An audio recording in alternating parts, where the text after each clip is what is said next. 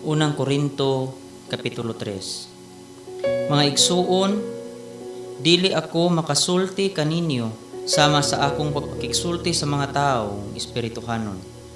Kinahanglan nga makigsulti ako kaninyo nga mga kalibutanon ug mga masusupa sa Kristohanong pagtuo. Kaniadto gibuhi ko kamo gatas ug dili sa gahing pagkaon, kay dili pa man kamo andam niini.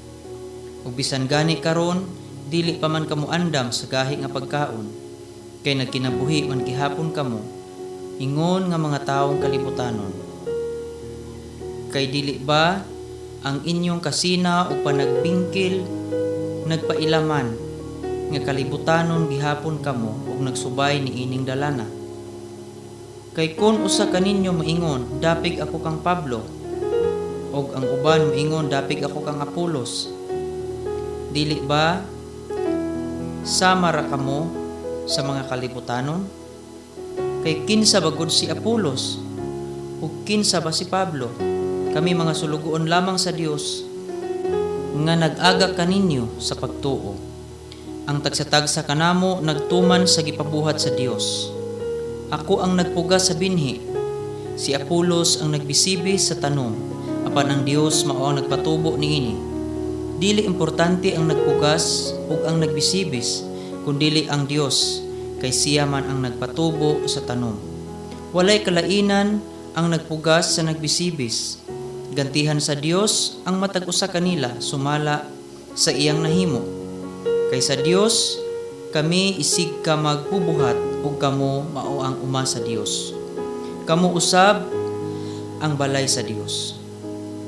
Sumala sa hiyas nga gihatag sa Dios nga rikanako ug sama sa usa ka batid nga magtutukod, gipahimutang ko ang patukuranan ug lain na ang magtukod sa balay din hiniini.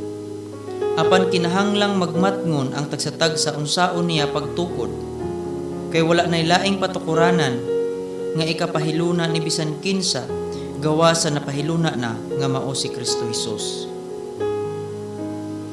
May pipila nga mogamit og bulawan, plata o bililhon nga mga bato alang sa patukuranan. Ang uban mogamit og kahoy, sagbot o dagami.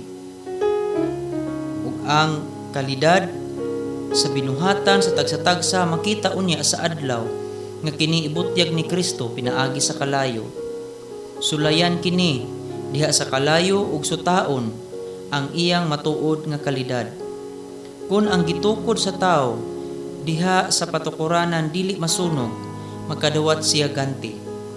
Apan kun masunog kini, mahanaw kini gikan kaniya, apan maluwas siya samara nga nakalata siya sa kalayo.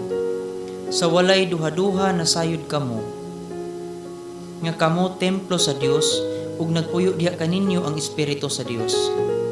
Busa ang muguba sa templo sa Dios, laglagon sa Dios.